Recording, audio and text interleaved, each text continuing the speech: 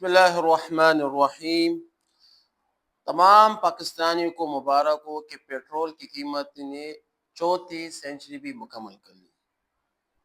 آج کے دن سے پیٹرول کی قیمت جو ہے نا وہ 400 روپے لیٹر مقرر ہے۔ آپ سب کو مبارک ہو، بہت زیادہ مبارک ہو۔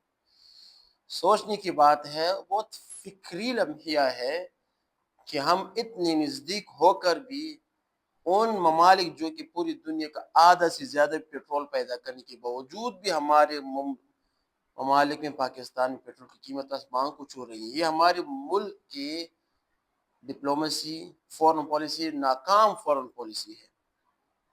ایک ہوتا ہے تمام ساتھی ظاہری اسباب، ایک ہوتا ہے اللہ تعالیٰ کے فیصلے۔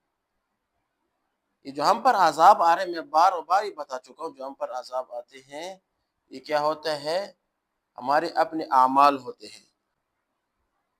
جب ہم سے اللہ پاک ناراض ہوتا ہے، ہم سے اللہ پاک خوش نہیں ہوتے، تو ہمارے حق میں ایسے فیصلے آئیں گے، دن بدن ایسے فیصلے آئیں گے، اور ایسے ہمیں کیا تکلیف ہوگی، ٹھیک ہے نا؟ کیونکہ ہم مسلمان ہیں، ہم اللہ پاک کو ماننے والے ہیں۔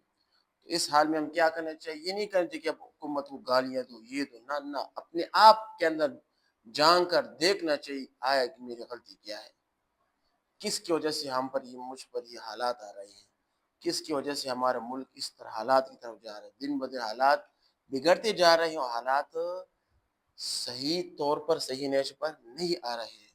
تو اجتماعی توبہ کرنے کی ضرورت ہے۔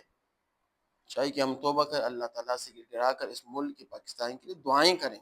ہمارا ملک ہے، اس کی خوشحالی ہماری خوشحالی، اس کی مثال کے طور پر ترقی ہماری ترقی، اور اس کو جو تکلیف پہنچائے گا، ایسے کہ ہمیں کسی نے تکلیف پہنچائی، اپنے ملک سے محبت کرنے، ایمان کی علامت ہے۔